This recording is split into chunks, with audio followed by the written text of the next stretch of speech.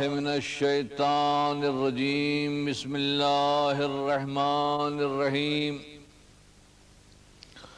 الحمد لله رب العالمين والصلاة والسلام على سيد الأنبياء والمرسلين خاتم النبيين سيدنا الممجد بشيرنا المسدد نذيرنا المؤيد المصطفى الأمجد المحمود الأحمد بالقاسم محمد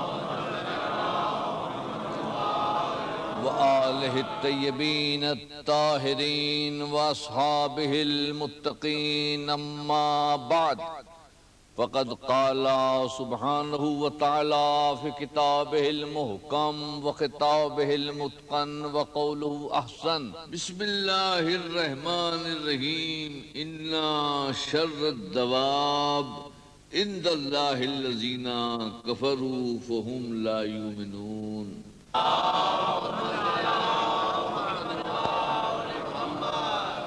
إن شر الدواب بدترین مخلوق وہ ہے ان شر الدواب عند اللہ الذین کفروا فہم لا یؤمنون بدترین مخلوق وہ ہے روئے زمین پر اللہ کے نزدیک جو کافر ہے اور ایمان نہیں لاتی بدترین مخلوق روئے زمین پر وہ ہے کہ جو کفر اختیار کرتی ہے اور ایمان نہیں لاتی معلوم ہوا کہ کفر حیوانیت سے بھی بدتر ہے اور درندگی سے بھی کہتر ہے اور ایمان عظمت انسانیت کا ہدف ہے اور انسانیت کا شرف ہے ایمان ہمارا موضوع ایمان ہے اور ایمان کا مصدر امن ہے امان ہے امانت ہے جس کے معنی طمانینۃ النفس وزوال الخوف یعنی نفس کا اطمینان اور خوف کا زائل کر دینا یہ امن کے معنی ہیں ایمان امن سے ہے امن کے معنی طمانینۃ النفس وزوال الخوف نفس کا اطمینان اور خوف کا زائل کر دینا گویا جب کوئی یہ کہے کہ میں مومن ہوں تو اس کے معنی یہ ہیں کہ میں صاحب اطمینان ہوں اور آپ کو مجھ سے خوف اور کوئی خطرہ نہیں ہے کوئی خطرہ نہیں اور اگر کوئی ملک جو ہو وہ سارے مومنین کا مرکز ہو جیسے ہمارا پاکستان کہ اس میں 8 کروڑ مومنین رہتے ہیں اور مسلمین رہتے ہیں تو اب اس سے کسی ہمسائے ملک کو خطرہ نہیں ہو سکتا کیونکہ ہم سب مومنین ہیں تو اب جب یہ امن باب افعال میں آتا ہے ایمان تو یہ متعدی بے نفس ہی ہوتا ہے اس وقت کے معنی حفاظت کے ہوتے ہیں جیسے آمنت ہوں میں نے اس کو محفوظ کر دیا اور جب بے کے صلے کے ساتھ ہوتا ہے تو اس کے معنی تصدیق کے ہوتے ہیں جیسے آمنت باللہ میں اللہ کے وجود اور وحدانیت کی تصدیق کرتا ہوں اور جب یہ ایمان لام کے صلے کے ساتھ ہو تو اس کے معنی اطاعت کے ہوتے ہیں جیسا کہ ہے کہ انؤمنو لبشرین مثلنا وقومہما لنا عابدون کیا ہم ان 2 بشروں کی اطاعت کریں حالانکہ ان کی قوم ہماری خود اطاعت گزار ہے تو ایمان کے معنی حفاظت کرنا تصدیق کرنا تائید کرنا اور اطاعت کرنے کے مفہوم میں ایمان ہے تصدیق کرنا اطاعت کرنا اور محفوظ کرنا اور شریعت میں ایمان کے معنی یہ تو لغت کے اعتبار سے تھے شریعت میں ایمان کے معنی ہیں التصدیق بالجنان و اقرار باللسان و عمل بالارکان۔ شریعت میں معنی یہ ہیں کہ ہم دل سے تصدیق کریں، زبان سے اقرار کریں اور عمل سے اظہار کریں، یہ ایمان کے معنی۔ ایمان روح کائنات ہے اور کائنات کی ہر چیز کی ایک غذا ہوتی ہے، ایک روح ہوتی ہے جس کو حاصل کرنے کے لیے وہ بے چین ہوتی ہے۔ نباتات کی غذا جمادات، حیوانات کی غذا نباتات۔ اب انسان کے دو حصے، ایک عقلانی ایک جسمانی۔ جسمانی حصے کے 5 اجزاء، قوت لامسہ کی غذا نرم و نازک ملموسات ہیں، قوت سامعہ کی غذا صدائے دل نشیں ہے، قوت باصرہ کی غذا روشنی اور حسین و جمیل منظر ہے، قوت شامہ کی غذا نکہت و خوشبو ہے، قوت ذائقہ کی غذا لذیذ طعام ہے، دماغ کی غذا علم ہے، دل کی غذا محبت ہے، اور روح کی غذا ایمان ہے جس کی تکمیل کا نام انسان ہے۔ تو یہ ہے ایمان، روح کی غذا۔ جب کسی کو غذا نہیں ملتی تو وہ اس کے لیے تڑپتا ہے، بے چین ہوتا ہے، مضطرب ہوتا ہے، کیونکہ غذا زندگی کا دوسرا نام ہے، اور ہر ایک چیز اپنی زندگی کے لیے تڑپتی ہے، ہر پیاس بجھنے کے لیے بے چین ہوتی ہے، ہر اضطراب سکون چاہتا ہے۔ اس دور میں یہ دربدری، یہ مارا ماری، یہ توڑ پھوڑ، یہ نشہ بازی، یہ منشیات کا استعمال اس بات کی دلیل ہے کہ عصر حاضر کا انسان بے چین ہے، بے سکون ہے۔ جب غذا نہیں ملتی تو حواس میں انتشار ہو جاتا ہے۔ نوجوان نسل اور یہ مغربی ممالک کی آوارہ نسل ہپیز جنہیں آپ کہتے ہیں، یہ در بدر مارے پھرتے ہیں۔ کس چیز کی تلاش میں یہ وہاں سے مشرق میں آ رہے ہیں؟ یہاں کون سی چیز ہے؟ ان کے ملک میں کیا کچھ نہیں۔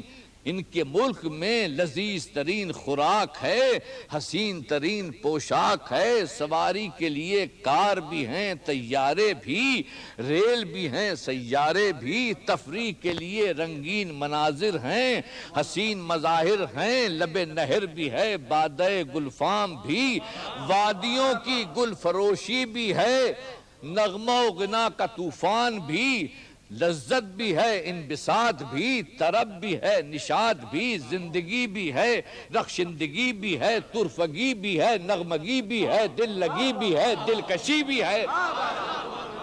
عیش و عشرت کا یہ طوفان اور پھر مضطرب انسان،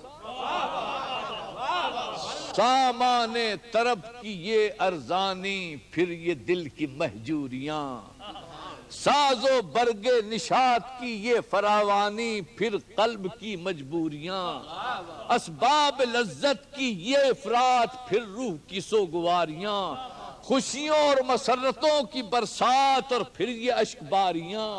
یہ ماجرا کیا ہے؟ یہ مسئلہ کیا ہے؟ یہ مجھ سے نہیں، پروفیسر ٹوئن بی سے پوچھئے، پروفیسر جوٹ سے پوچھئے، ممفورڈ سے پوچھئے، میسن سے پوچھئے، lord still say پوچھئے، lord young سے پوچھئے کہ یہ اضطراب کیوں ہے، تو وہ کہتے ہیں، پروفیسر جوٹ اپنی کتاب میں لکھتے ہیں کہ آج کا انسان سائنس میں اتنی ترقی کر گیا ہے کہ چاہے تو پہاڑوں کو ریزہ ریزہ کر دے، سمندروں کو پھاڑ دے، کائنات سرنگوں قمر زیر پا کہکشاں سر بسجود ہے، لیکن اس ترقی کے بعد بھی اس کے اندر سکھ پیدا نہیں ہوا ہے، بلکہ وہ اندر سے دکھی ہے۔ اگرچہ ارتقاء میں وہ آباء و اجداد سے آگے بڑھ گیا، لیکن روحانیت کے طور پر وہ نیچے گر گیا ہے، اس لیے ہمارا معاشرہ جہنم بن گیا ہے۔ اور پروفیسر فورڈ لکھتے ہیں اپنی کتاب فیٹ آف لیونگ میں، لکھتے ہیں کہ ہم نے عصر حاضر میں نئی نسل پیدا کی ہے، عمدہ توانائی، خوبصورت بدن، جسم عالی، لیکن دل بالکل خالی۔ یہ مہذب وحشی حیوانوں کی طرح زندگی گزارتے ہیں، کھاتے پیتے ہیں، شادی کرتے ہیں اور مر جاتے ہیں۔ اس کے بعد پروفیسر الفریڈ کوبن اپنی کتاب میں لکھتے ہیں کہ اگر کوئی انسان چاہتا ہے کہ وہ یہ دیکھے کہ آج کا نوجوان کتنا پریشان ہے، اور اس لیے پریشان ہے کہ اس کو کوئی ایسی چیز نہیں ملتی جس پر وہ ایمان لا سکے، تو وہ آ کر دیکھیں پوری دنیا کا نظارہ کہ نوجوان مضطرب کیوں ہے۔ اس لیے نہیں کہ کوئی چیز کم ہے، بلکہ اس لیے کہ اس کو کوئی ایسی چیز نہیں ملتی جس پر وہ ایمان لا سکے، کوئی ایسی چیز نہیں ملتی جس پر ایمان لا سکے۔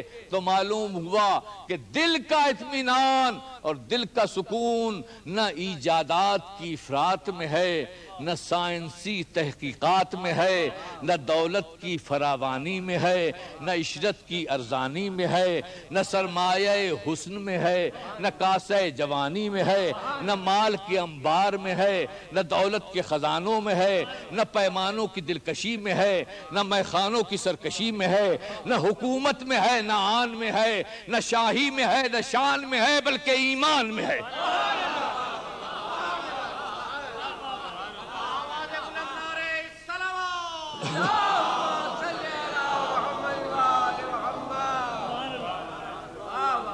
ایمان ہی غلغلہ انداز کون و مکان ہے، ایمان ہی ملت کی روح رواں ہے، ایمان ہی زندگی کی نبض تپاں ہے، ایمان ہی مسخر گردش دوراں ہے، ایمان ہی رشتہ کتاب زندگی ہے، ایمان ہی فرشتہ حساب بندگی ہے، ایمان ہی برق جاں پرور و شرق نظر ہے، ایمان ہی سرمہ بصیرت و ضیاء بصر ہے، ایمان ہی رمز کائنات ہے، ایمان ہی روح شجہات ہے، ایمان ہی مصور صفات ہے، ایمان ہی مشکل ذوات ہے، ایمان ہی چراغ حیات ہے، اور ایمان ہی پروان نجات ہے۔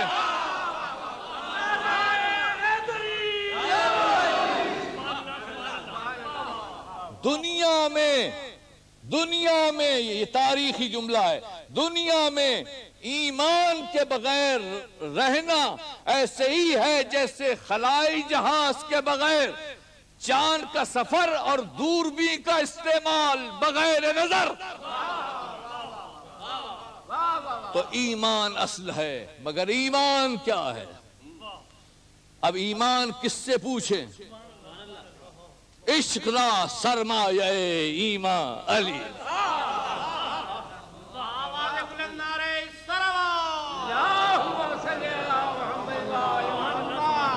حضرت علی فرماتے ہیں کہ الایمان علی اربع دائم، ایمان کے 4 ستون ہیں، علی الصبر والیقین والعدل والجہاد۔ صبر ہے، یقین ہے، عدل ہے، جہاد ہے۔ والصبر منها على 4 شعب، اور صرف صبر کہنے سے کچھ نہیں ہوتا، اور نہ صبر کا مفہوم معلوم ہوتا اگر صابر اس کی وضاحت نہ کرتا۔ صبر کیا ہے؟ والصبر منها على 4 شعب، صبر کی 4 قسمیں، على الشوق والشفق والزہد والترقب، شوق ہے، خوف ہے، زہد ہے، انتظار ہے۔ فمن اشتاق الی الجنہ، یہ اس لیے پڑھ رہا ہوں کہ سارے پاکستان کے مسلمین اور مومنین اس آئینے میں اپنی صورت دیکھ لیں کہ ہم میں ایمان ہے یا نہیں۔ فمن اشتاق الی الجنہ سلا عن الشہوات، جو جنت کا مشتاق ہے وہ خواہشوں کو دبائے۔ الجنت حفت بالمکارہ، تکلیفوں سے گھری ہوئی ہے جنت، آسان نہیں ہے۔ ومن اشفق من النار اجتنب المحرمات، اور جو جہنم کی آگ سے ڈرتا ہے، اگر آپ کو نار جہنم سے خوف ہے تو سن لیں، علی کہتے ہیں اجتنب المحرمات، وہ حرام چیزوں سے پرہیز کرے۔ ومن زہد فی الدنیا استہان بالمصیبات، اور جس نے دنیا سے منہ موڑ لیا مصیبتیں ہلکی ہو گئیں۔ ومن ارتقب الموت سار الی الخیرات، اور جس کی نگاہوں میں ہر دم ہر آن موت کھڑی ہوئی ہے، وہ نیک کام کرنے میں جلدی کرے گا، کہیں اجل نہ آ جائے، جلدی نیک کام کرے گا۔ یہ ہے صبر۔ والیقین منا علی اربع شعب، اور یقین کی بھی 4 قسمیں ہیں۔ علی تبصرۃ الفتنہ وتأول الحکمہ وموعظۃ العبرہ وسنت الاولین۔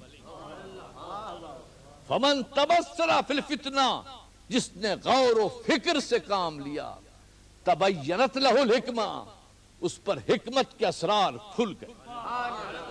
ومن تبینت لہ الحکمہ عرف العبرہ، اور جس پر حکمت کے اسرار کھل گئے اس نے دوسروں کے اعمال سے عبرت حاصل کر لی۔ ومن عرف العبرہ فکأنما کان فی الاولین، اور جس نے دوسروں کے اعمال سے عبرت حاصل کی وہ گویا اپنے پچھلے قافلوں میں شریک ہے۔ تو اب آپ بیٹھے یہاں ہیں، اگر یقین ہے تو آپ پچھلے قافلوں میں شریک ہیں۔ آپ اگر ابراہیم کے ساتھ ہیں نمرود کے مقابل پر، اگر موسیٰ کے ساتھ ہیں فرعون کے مقابلے پر، اگر رسول کے ساتھ ہیں ابو جہل کے مقابلے پر، اگر حسین کے ساتھ ہیں یزید کے مقابلے پر، تو آپ کا سلسلہ مسلسل ہے۔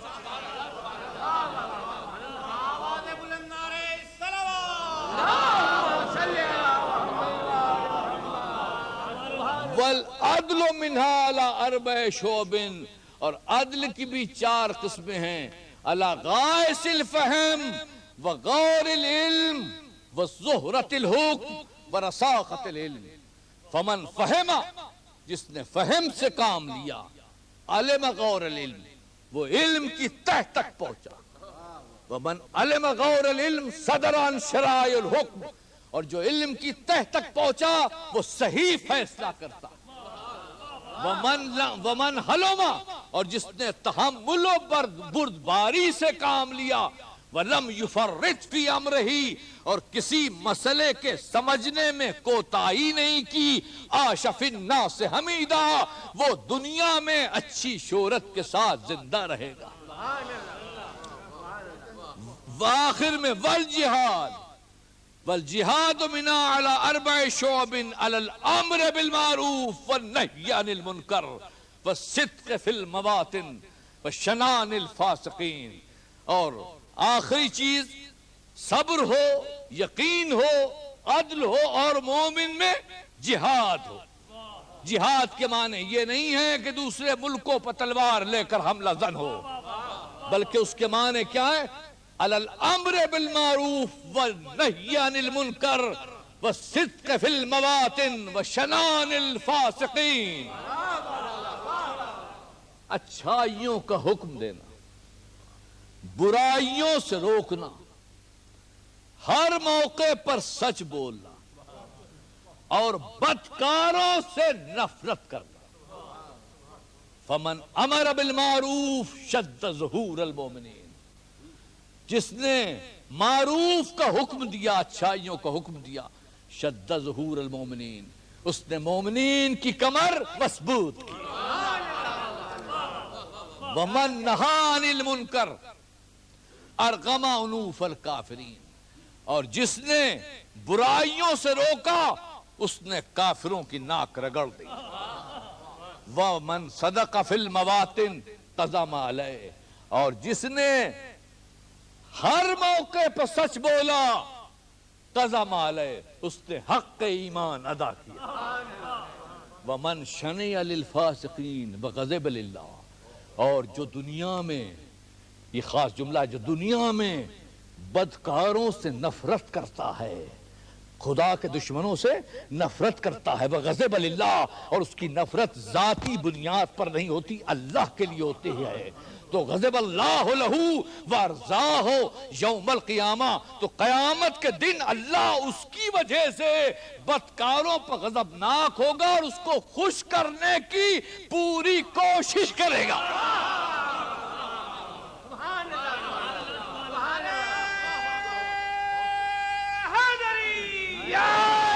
مسئلہ یہ ہے کہ میں نے ارضا کا ترجمہ میری سمجھ میں نہیں آیا۔ اللہ کوشش نہیں کرتا، مطلب یہ اتنا دے گا، اتنا دے گا، اتنا دے گا کہ خوش ہو جائے گا، خوش ہو جائے گا۔ تو اب امر بالمعروف اور نہی عن المنکر ہم سب پر واجب ہے۔ دیکھیے نا، ہر مسئلے میں حکومت کے اقدامات نہ دیکھا کیجئے کہ حکومت کیا کر رہی ہے، اپنے فرائض محسوس کیجئے کہ ہمارا فریضہ کیا ہے۔ ہر مومن اور مسلمان پر فرض ہے کہ برائیوں سے روکے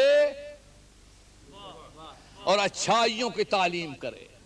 اگر ایسا نہیں کرے گا، حضور نے فرمایا ہے کہ من رأى منکرا فلیغیرہ بیدہ او بلسانہ او بقلبہ وہذا اضعف الایمان، کہ جب کوئی برائی دیکھے تو ہاتھ سے روکے، زبان سے روکے، ورنہ کم از کم دل میں کراہیت محسوس کرے، اور یہ ایمان کا ادنا ترین درجہ ہے۔ اب آپ سمجھے نا کہ اگر آپ برائیوں سے نہیں روکیں گے تو معاشرہ ڈوب جائے گا۔ صحیح ترمذی شریف کی حدیث ہے، حضور نے امر بالمعروف اور نہی عن المنکر کا ایک منظر پیش کیا ہے۔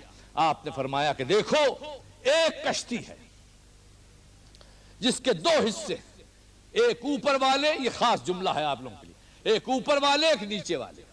نیچے والے پانی لینے کے لیے اوپر جاتے ہیں، تو اوپر والے کہتے ہیں کہ جب تم پانی لیتے ہو تو ہمیں تکلیف ہوتی ہے، تو اوپر والے پانی نہیں دیتے، تو نیچے والے کشتی میں سوراخ کرتے ہیں۔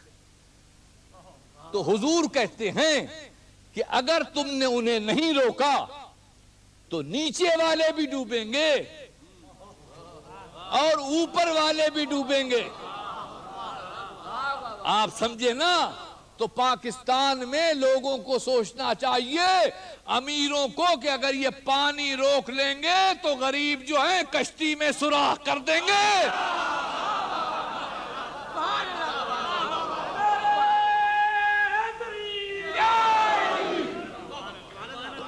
اب یہ امر بالمعروف جب تک نہ ہو اس وقت تک ایمانی معاشرہ پیدا نہیں ہوتا، ایمانی معاشرہ پیدا نہیں ہوتا۔ یعنی ہمیں دیکھیے 10-20 ہزار اگر مومنین ہیں تو ایمانی معاشرہ نہیں ہوتا۔ جب تک کہ پورا ملک مومن نہ ہو جائے، مسلمان نہ ہو جائے، اس وقت تک ایمانی معاشرہ قائم نہیں ہوتا۔ 10-20 ہزار کے مومنین سے ایمانی معاشرہ نہیں، بلکہ سارا معاشرہ ایمانی ہو، یعنی ہر ایک اپنے فرائض محسوس کرے۔ ہم حق تو چاہتے ہیں، فرض محسوس نہیں کرتے۔ ہر ایک اپنے فرائض محسوس کرے کہ ہمارے فرائض کیا ہیں اور مومن پر حقوق کیا۔ جب تک کہ آپ کو یہ معلوم نہیں ہوگا کہ مومن پر حقوق کیا ہیں، اس وقت تک یہ ایمانی معاشرہ نہیں بنے گا۔ یہ زبان سے اسلام اسلام، ایمان ایمان کہنے سے کچھ نہیں ہوتا۔ اسلام آ بھی جائے تو فائدہ کیا؟ اگر بارش چٹان پر پڑے تو کیا سبزہ روئیدہ ہوگا؟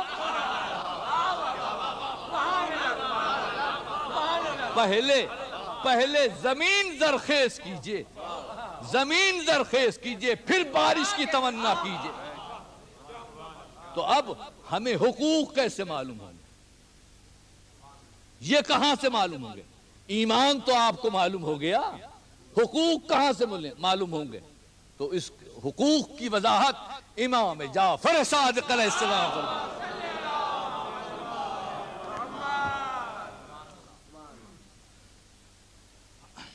راوی معلّہ بن خنیس امام کے شاگرد خاص ہیں۔ آپ نے پوچھا یا ابن رسول اللہ، مومن پر حقوق کیا ہیں؟ مسلمان کے مسلمان پر حقوق کیا ہیں؟ توجہ رہے، واضح رہے کہ میں مومن اور مسلم ایک مفہوم میں استعمال کر رہا ہوں، الگ نہیں۔ آپ نے پوچھا کہ یا ابن رسول اللہ فرزند رسول، مومن کے مومن پر حق کیا ہیں؟ کہا کہ سبت حقوق واجبات ان زیا من شیئن خرج من ولایت اللہ و طاعت اللہ۔ مومن کے مومن پر 7 حق ہیں، اگر ایک حق بھی ادا نہیں کیا تو اللہ کی ولایت اور اطاعت سے نکل جائے گا۔ کہا معلّہ بن خنیس نے کہا فرزند رسول بتائیے۔ کہا ہم ڈرتے ہیں کہ تم سنو گے اور عمل نہیں کرو گے۔ کہا نہیں، لا حول ولا قوت الا باللہ۔ کہ ایسر حق، پہلا حق اور آسان، کہ ان تحب لہو ما تحب لنفسک وتکرہ لہو ما تکرہ لنفسک۔ سب سے آسان حق یہ ہے کہ جو تو اپنے لیے پسند کرے وہی اپنے برادر مومن کے لیے پسند کرے، اور جو اپنے لیے ناپسند کرے وہی اپنے برادر مومن کے لیے ناپسند کرے۔ یہ پہلا حق ہے۔ والحق الثانی، دوسرا حق، ان تجتنب سخطہ وتبتغی مرضاتہ وتطیع امرہ، کہ تو برادر مومن کی ناراضگی سے ڈر اور اس کی مرضیوں کو معلوم کر کے اس کی خواہش کیا ہے، وان تطیع امرہ، اور اس کی ہر حکم کو بجا لا۔ اور حق ثالث کیا ہے کہ ان تعینہ بنفسک و مالک و لسانک و یدک و رجلک، کہ تو اس کی مدد کر اپنی جان سے، اپنے مال سے، اپنی زبان سے، اپنے ہاتھ سے، اپنے پیر سے۔ اور حق رابع یہ ہے کہ ان تکون عینہ و دلیلہ و مراتہ، کہ تو اس کی آنکھ بن کر حفاظت کر، رہنما بن کر ہاتھ پکڑ، آئینہ بن کر حقیقت دکھا۔ والحق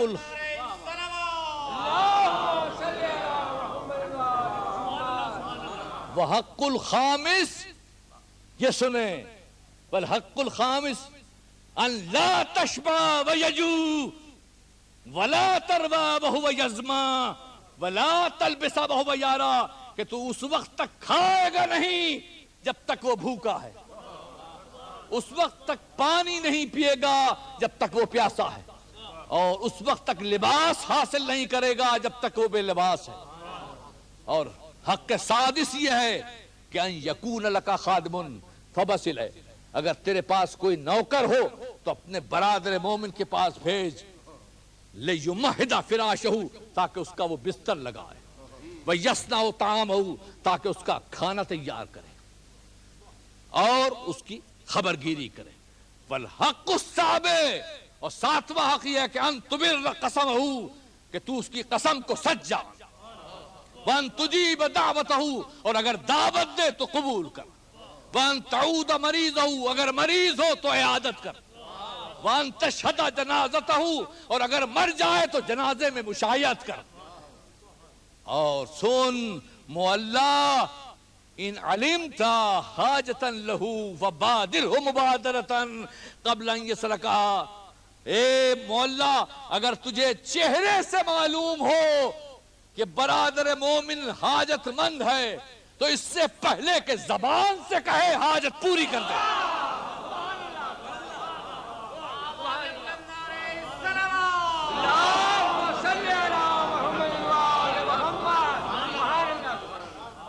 یہ ہے مومن کے مومن پہ حقوق. ابان بن تغلب راوی ہیں کہ میں امام صادق کے ساتھ طواف خانہ کعبہ کر رہا تھا.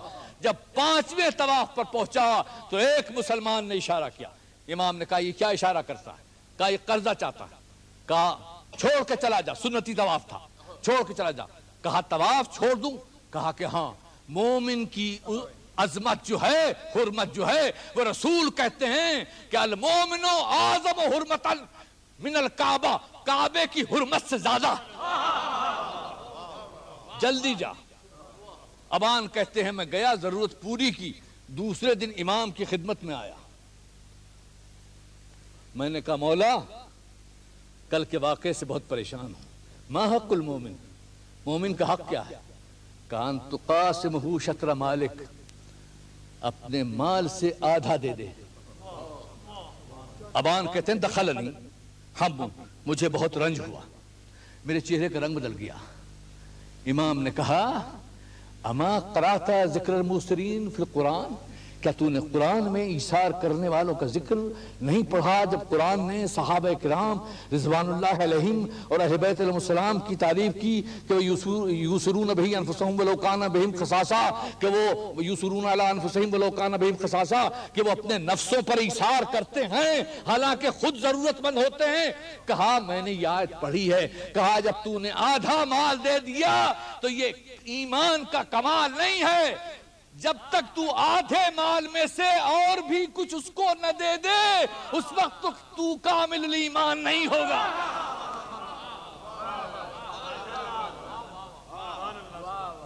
پھر شاگرد نے پوچھا ایمان کی، مومن کی حیثیت. کہا دع جا.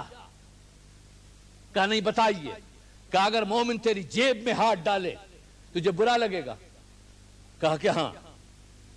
کہا لا شیء اذن، تو پھر کچھ نہیں تو. کہا مولا الہلاک لنا، ہم تو تباہ ہو گئے. کہا نہیں، لم تعط آلامہم، کیونکہ ابھی تمہارے عقول میں ایمان پختہ نہیں ہوا، اس لیے یہ حالت ہے. تو جو مومن ایمانی معاشرہ ہوتا ہے اس میں ایک دوسرے کے دکھ درد میں شریک ہوتے ہیں، شادی اور غمی میں حصے دار ہوتے ہیں. ہمیں پاکستان میں ایمانی معاشرہ بنانا ہے نا، تو ایک دوسرے کے شادی اور غمی میں شریک ہوتے ہیں. ایک غم زدہ ہوتا ہے تو ہزاروں غم گسار ہوتے ہیں. ایک اشکبار ہوتا ہے تو ہزاروں رومال اس کے آنسو پوچھتے ہیں. ایک بیمار ہوتا ہے تو ہزاروں تیماردار اور ڈاکٹر اس کی تیمارداری کرتے ہیں. ایک بھوکا ہوتا ہے تو ہزاروں دسترخوان اس کے لیے بچ جاتے ہیں. ایک کی جیب خالی ہوتی ہے تو ہزاروں جیبیں اس کے لیے منتظر ہو جاتی ہیں. ایک ضعیف ہوتا ہے تو ہزار مومن اس کے دست و بازو بن جاتے ہیں.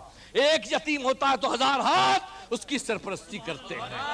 یہ معاشرہ جب بنے گا تو یہ ایمانی ہوگا، جنتی ہوگا، جس میں نہ فرقے واریت کا اناد ہوگا، نہ صوبائیت کا فساد ہوگا، نہ مقامی غیر مقامی کے جھگڑے ہوں گے. سب شیر و شکر ہوں گے، ایک ہی تسبیح کے دانے ہوں گے، سب جانے پہچانے ہوں گے، ایک دوسرے کی محبت میں دیوانے ہوں گے.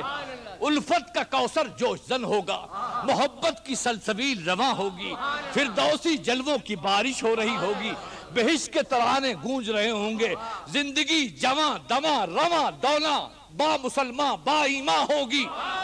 غم خوف کٹ جائے گا، غم چھٹ جائے گا، دکھ بڑھ جائے گا، ایمان کا جذبہ ڈٹ جائے گا اور کفر کا کلیجہ پھٹ جائے گا.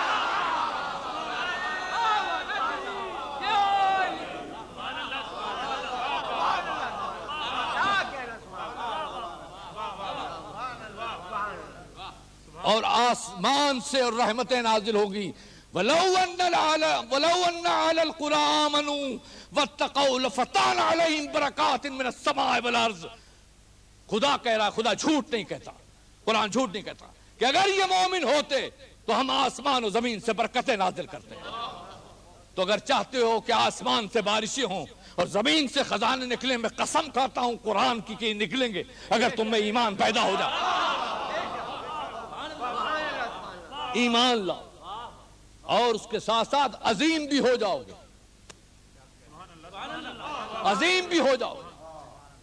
ہم آج نیم غلامانہ زندگی گزار رہے ہیں اور محسوس کر رہے ہیں کہ ہم اتنے آزاد نہیں جتنے ہونا چاہیے، اتنے عظیم نہیں جتنے ہونا چاہیے.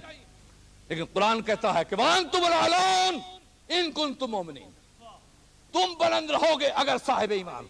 یا کہہ دو کہ قرآن غلط، یا کہہ دو کہ ہم غلط. قرآن غلط نہیں، معلوم ہوا کہ ہم بلند اس لیے نہیں کہ ہم میں ایمان نہیں. ہم میں ایمان نہیں. تو اگر آپ ایمان لے آئیں تو آپ عظیم ہو جائیں گے. پاکستانی کہتے ہیں کہ ہماری تعداد تو 9 کروڑ ہے اور دوسرے ہمسایہ تو بہت تعداد والے ہیں، ہم کیسے عظیم ہو جائیں گے؟ میں کہتا ہوں کہ آپ کی تعداد 9 کروڑ ہے. مان لیجئے کہ 8 کروڑ اس میں مومنین ہیں، 8 کروڑ مسلمان ہیں، مومنین ہیں. تو آپ 8 کروڑ نہیں ہیں. آپ کہتے ہیں گورنمنٹ آف پاکستان کے حساب و کتاب سے ہم 8 کروڑ ہیں. تو میں گورنمنٹ آف پاکستان کو دیکھوں یا قرآن کو دیکھوں؟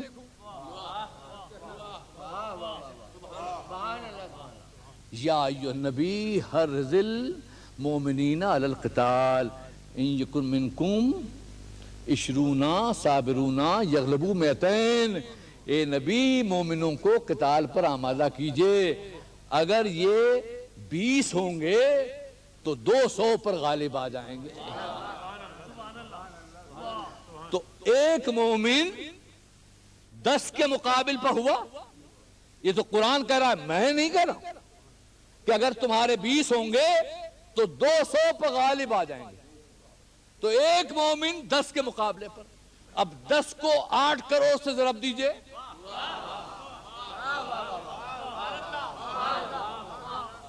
تو 80 کروڑ. ارے پاکستانیوں تم کتنے عظیم ہو، تم 80 کروڑ کی طاقت رکھتے ہو. ایمان لاؤ، ایمان لاؤ. اور یہ تو میں نے آپ کو جیسے مریض کو آہستہ آہستہ تشفی دی جاتی ہے، ویسے میں نے آپ کو یہ تسلی آمیز جملے کہے ہیں، کہیں افراط مسرت سے کلیجہ پھٹ نہ جائے. میں نے آپ کی تعداد تو بتائی نہیں. یہ تو 80 کروڑ قرآن کے اعتبار سے تمہاری طاقت ہے. ابھی ایمان ابتدائی درجے میں ہے، لیکن جب ایمان کل ایمان سے حاصل ہوگا،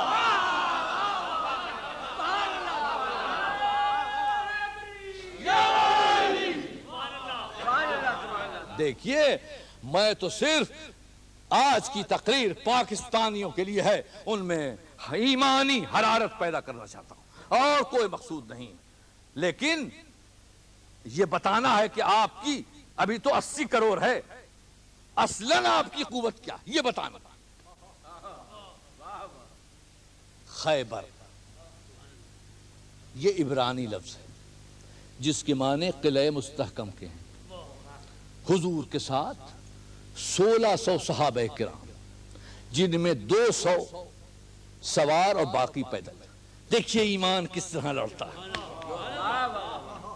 اور ادھر یہودیوں کی تعداد 20,000 اور قبیلہ اسد و غطفان سے ان کا تعلق بھی. زاد المعاد کے الفاظ ہیں کہ اتینا خیبر فحاصرناہم فاصابتنا مخبصۃ شدیدہ. ہم خیبر آئے، ہم نے محاصرہ کیا اور ہماری پوزیشن بڑی نازک تھی. زاد المعاد کے الفاظ. 20 دن کش بکش میں گزرے. 21ویں دن حضور نے فرمایا کہ لَأُوتِيَنَّ هَذِهِ الرَّایَةَ غَدًا رَجُلًا يَفْتَحُ اللَّهُ عَلَى يَدَيْهِ يُحِبُّ اللَّهَ وَرَسُولَهُ وَيُحِبُّهُ اللَّهُ وَرَسُولُهُ۔ دیکھیے یہ میں نے الفاظ بدل کے کہے ہیں اس لیے کہ میری عادت ہے کہ جس میں کتاب سے پڑھتا ہوں اس کے الفاظ رکھتا ہوں. یہ چونکہ صحیح بخاری شریف کے الفاظ ہے نا تو ترتیب وہ رکھی ہے جو صحیح بخاری شریف میں ہے. یہ ان سے روایت ہے کہ کل میں علم اس کو دوں گا جو رجل ہوگا اور اللہ اس کے ہاتھوں پر فتح دے گا، اور وہ اللہ اور رسول سے محبت کرتا ہوگا اور اللہ اور رسول اس سے محبت کرتے ہوں گے.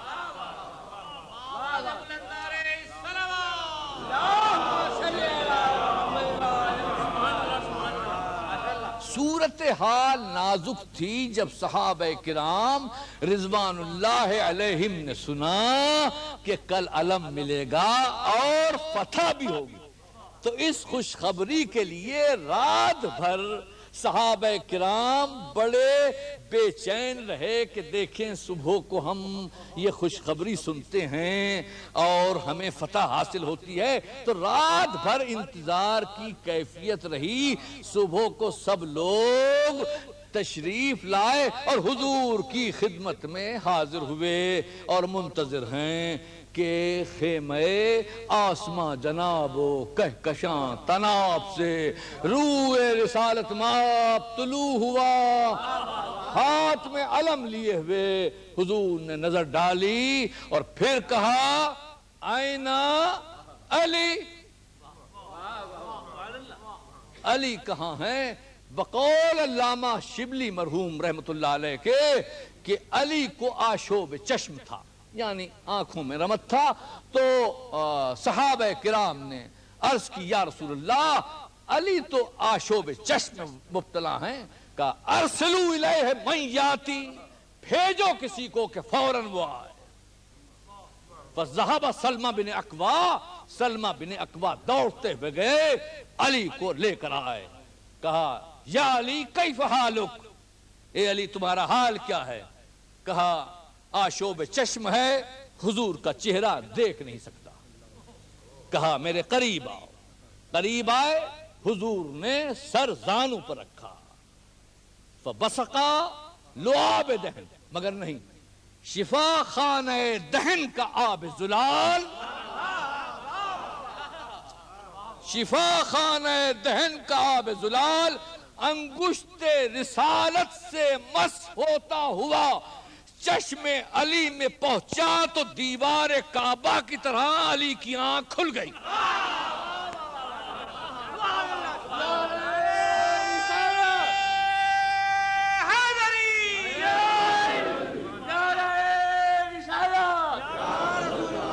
آنکھ کھل گئی، علی کے چہرے کی سرخی دور ہوئی، رسول کے چہرے پر سرخی آئی.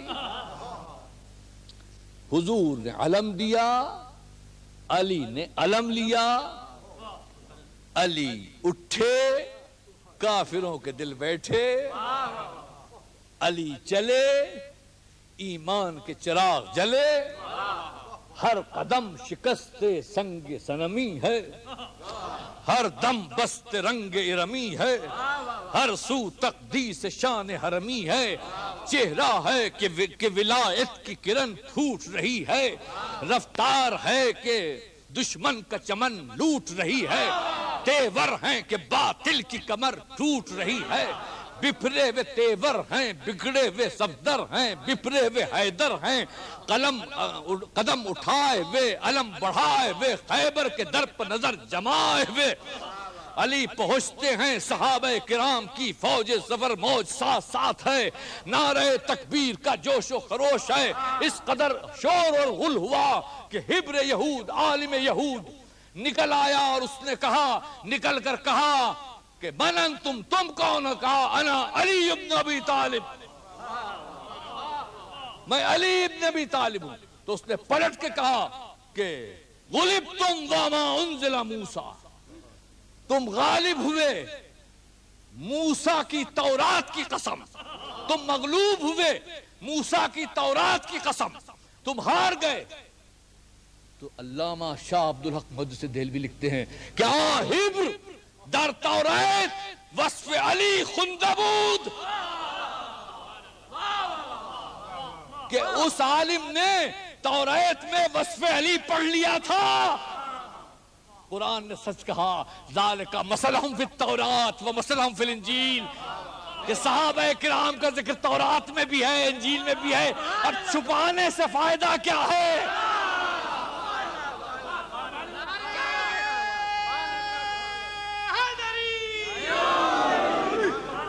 وقت کم ہو گیا ہے لہذا تقریر مختصر. علی گئے، مرحب کو کاٹا، اس کے بعد جنگ شروع ہوئی، علی سے سپر چھٹی اور پھر قلعہ خیبر میں ہاتھ ڈالا اور قلعہ خیبر کو کھاڑا. مباب لدنیا میں ہے کہ قلعہ علی باب خیبر ولم یحرکہ 70 رجلا الا بعد جہد، اور خیبر کا دروازہ علی نے کھاڑا اور 70 آدمی بھی اس کو جنبش نہیں دے سکتے تھے. تو معلوم ہوا کہ جب ایمان کمال کو پہنچتا ہے تو ایک آدمی میں 70 کی قوت ہوتی ہے.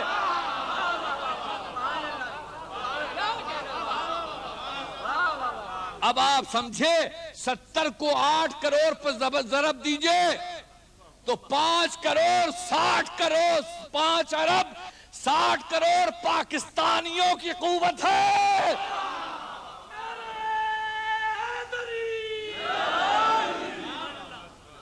آپ کہیں کیسے ہو جائے گی؟ میں کہوں گا کوشش کیجئے.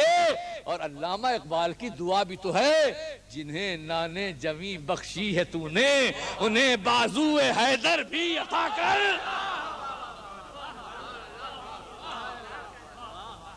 اور یہ کیوں ہوا؟ اس لیے ہوا علی میں طاقت کیوں آئی؟ کیونکہ حب رسول. آ گئے ہم منزل پر اپنے، وقت ختم ہو چکا ہے. حب رسول، کیونکہ حدیث میں تھا کہ رسول سے محبت کرے گا. اور حضور فرماتے ہیں کہ احب اللہ لما یغزوکم، اللہ سے محبت کرو کیونکہ تمہیں رزق دیتا ہے. وَأَحِبُّونِي بِحُبِّ اللَّهِ، اور مجھ سے محبت کرو اللہ کی محبت کی وجہ سے. وَأَحِبُّ أَهْلَ بَيْتِي مِنْ حُبِّي، اور میرے اہل بیت سے محبت کرو میری محبت کی وجہ سے. میرے اہل بیت کا خیال کرو. اسامہ بن زید کہتے ہیں کہ میں حضور کے پاس ایک رات گیا، فخرج رسول اللہ وہو مشتمل علی لا ادری، حضور نکلے ایک ایسی چادر اوڑھے ہوئے کہ میں پہچان نہیں سکا کہ اس کے اندر کیا ہے.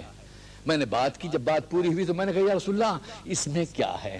فکشفہ، رسول نے چادر ہٹا دی.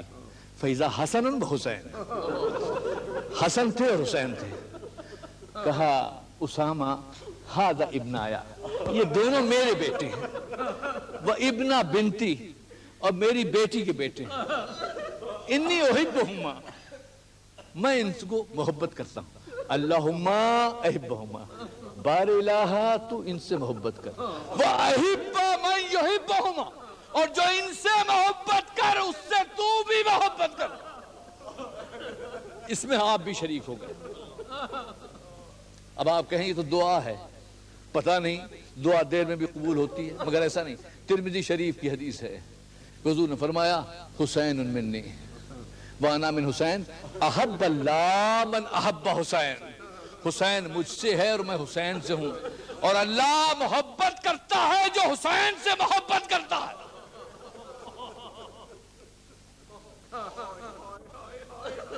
اب جب ہم اتنی محبت کر رہے ہیں حسین سے رسول کی وجہ سے، تو رسول کتنی محبت کر رہے ہوں گے. ام الفضل بنت حارث کہتی ہیں کہ میں نے کہا رسول اللہ خواب میں میں نے دیکھا ہے. کہا کیا دیکھا ہے؟ کہا ایک ٹکڑا آ گیا ہاتھ میں آپ کے جسم کا. خواب برا ہے؟ کہا نہیں اچھا ہے، میرے بیٹی کیا بیٹا پیدا ہوگا، تو پالے گی.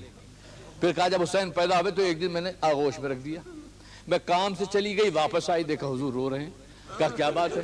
کہا بھی جبریل اترے ہیں اور کہہ رہے ہیں میرا بیٹا قتل کیا جائے گا، اور خاک دے کے گئے. ابھی حسین زندہ ہیں دوستو، حسین مرے نہیں. ان ام سلمہ، راوی کہتا ہے کہ میں ام سلمہ کے گھر میں گیا تو دیکھا رو رہی. کہا ما یبکیک، کیوں؟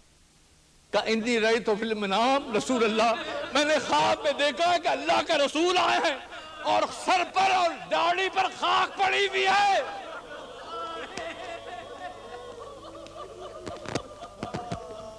خاک پڑی ہوئی ہے. میں نے کہا یا رسول اللہ یہ کیا ہے؟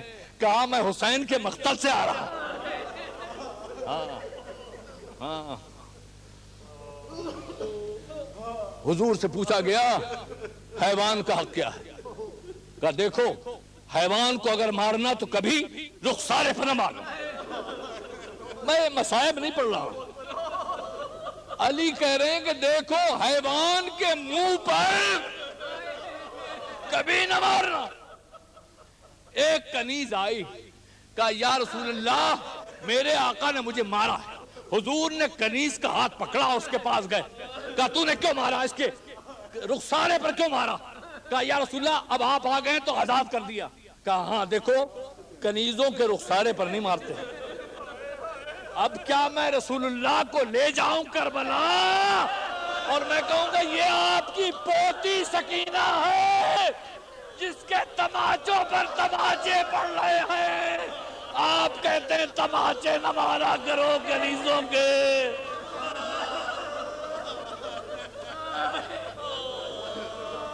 ہاں دوستو شام غریبہ آ گئی.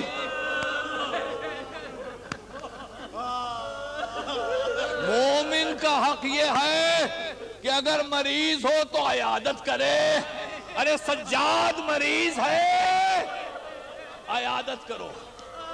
اور مومن کا حق یہ ہے کہ اگر مومن مر جائے تو اس کی نماز جنازہ پڑھے, اس کی نماز جنازہ پڑھے. لیکن حسین کی نماز جنازہ کس طرح پڑھی جا رہی ہے؟ گھوڑوں کی نال بندی ہو رہی ہے, گھوڑے چل رہے ہیں.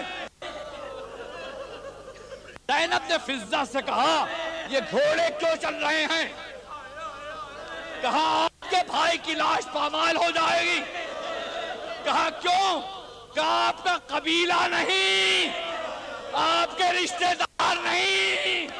تو نجف کی طرف رخ کیا, مدینے کی طرف. یا رسول اللہ آئیے اور میرے بھائی کو بچائیے. بس آخری جملے, آخری جملے, آخری جملے. دوستو مومن کا حق یہ ہے کہ جب تک کہ وہ پیاسا ہو پانی نہ پیے. مومن کا حق یہ ہے کہ اگر وہ پیاسا ہو تو پانی نہ پیے. اگر پانی پی لیا تو حق ایمان سے علیحدہ ہے. حسین بھی پیاسا ہے, اہل بیت بھی پیاسے ہیں, اور قریب میں نہر فرات بہہ رہی ہے. ساری زندگی سجاد تڑپتا رہا. جب بھی پانی آتا تھا کہتے تھے یا ابن رسول اللہ پانی کیسے پیوں. اب شام غریبہ میں پانی آ رہا. حور کی زوجہ لے کر آ رہی, جناب زینب کو پانی دیا, پانی آیا. زینب کے دل پر جو گزری اس کو چھوڑیے, اس کو چھوڑ دیجیے. زینب نے بچوں سے کہا آؤ بچوں پانی آ گیا. بچے دوڑتے ہوئے آئے کہ چچا عباس آ گئے. کہا پانی آیا. لڑکوں نے کوزے بڑھائے. کہا نہیں, جو سب سے چھوٹا ہوگا اس کو دوں گا. سکینہ نے کوزہ بڑھایا, پانی لیا, پانی دیکھا. پھر ایک مرتبہ مقتل کی طرف چلی. زینب نے آواز دی بیٹی کہاں جا رہی ہے؟ کہا جو سب سے چھوٹا ہے اس کو پانی پلانے کے لیے جا رہی ہوں. جو سب سے چھوٹا ہے اس کو پانی پلانے کے لیے.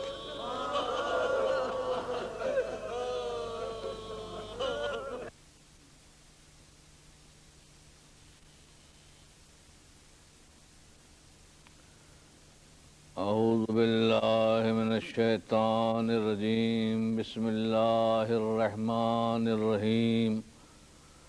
الحمدللہ رب العالمین والصلاة والسلام علی سید الانبیاء والمرسلین خاتم النبیین سيدنا الممجد بشيرنا المسدد نذيرنا المؤيد المصطفى الأمجد المحمود الأحمد بالقاسم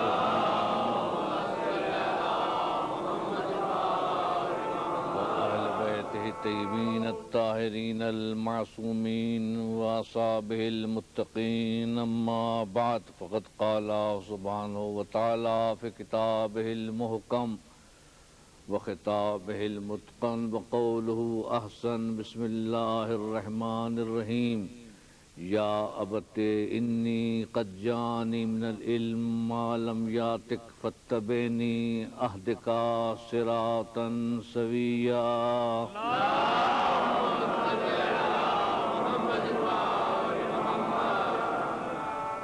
جناب ابراہیم اپنے چچا آزر سے کہتے ہیں کہ میرے پاس جو علم آیا ہے وہ آپ کے پاس علم نہیں ہے، تو میری پیروی کیجئے، میں آپ کو سیدھے راستے پر لے چلوں گا۔ یہ کون سا علم ہے جو ابراہیم کے پاس ہے اور آزر کے پاس نہیں ہے؟ ایک